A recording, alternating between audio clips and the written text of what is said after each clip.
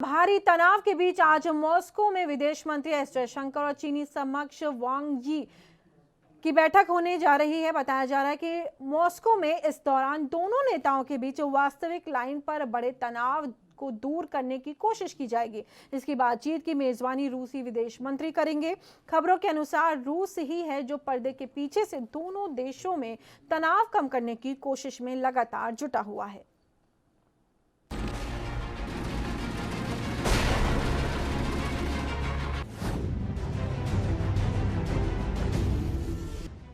भारत और चीन के बीच पिछले 4 महीनों से लद्दाख में एलएसी पर टकराव की स्थिति बनी हुई है। दोनों देशों के बीच अब तक सैन्य मोर्चे के साथ ही राजनयिक स्तर पर भी कई वार्ताएं हो चुकी हैं। हालांकि तनाव अब तक कम नहीं हो सका है। इस बीच भारत के विदेश मंत्री एस जयशंकर रूस के मॉस्को में एससीओ समिट में हिस्सा लेने पहुंचे हैं। जयशंकर आज चीन के विदेश मंत्री वांग यी से शाम को मुलाकात करेंगे। यहां दोनों नेता एलएसी तनाव पर चर्चा कर सकते हैं। बड़ी बात यह है कि दोनों देशों को बातचीत की टेबल पर रूस के विदेश मंत्री सर्गेई लावरोव लेकर आ रहे हैं। भारत चीन में दूरियां मिटाने का प्रयास। दरअसल भारत और चीन के बीच सीमा विवाद लगातार गहराता जा रहा है। हालांकि पर्दे के पीछे रूस इस कोशिश में जुटा है कि इस टकराव को कम किया जा सके। द्विपक्षीय मामले में दखल दिए बिना रूस लगातार कोशिश कर रहा है कि भारत और चीन वार्ता की मेज पर आए। बातचीत के जरिए विवाद हल करने पर जोर दिया जा रहा है।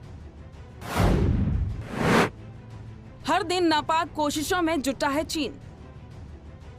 वहीं जहां एक तरफ भारत और चीनी आर्मी के सीनियर अधिकारी सीमा पर तनाव कम करने के लिए लगातार प्रयास कर रहे हैं, तो वहीं दूसरी तरफ चीनी सेना लगातार भारतीय सेना को पीछे भेजने की कोशिश कर रही है।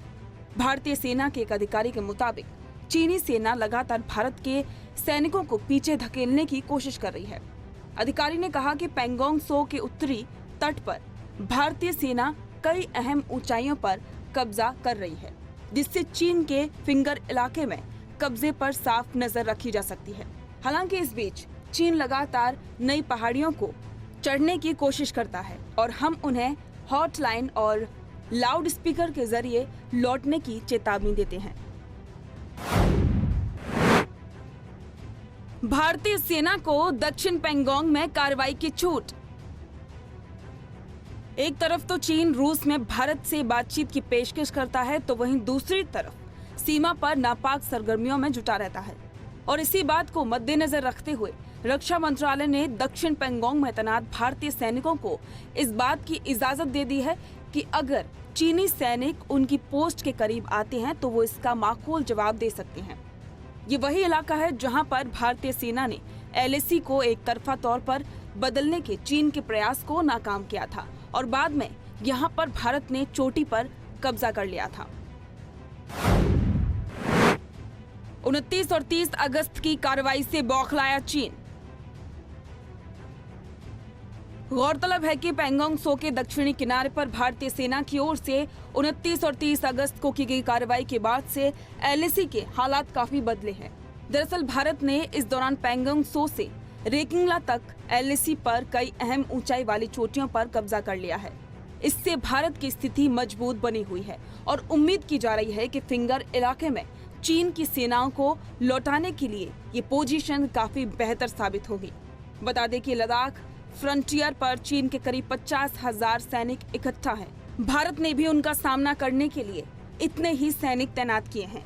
फिलहाल सीमा पर यथास्थिति बनी रहे, इसके लिए भारतीय सेना पूरी तरह से जुटी हुई है।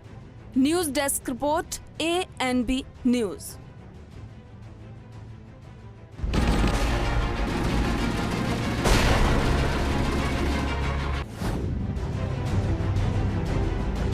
देश दुनिया की खबरों के लिए ANB न्यूज को सब्सक्राइब करें और बेल आइकन दबाएं।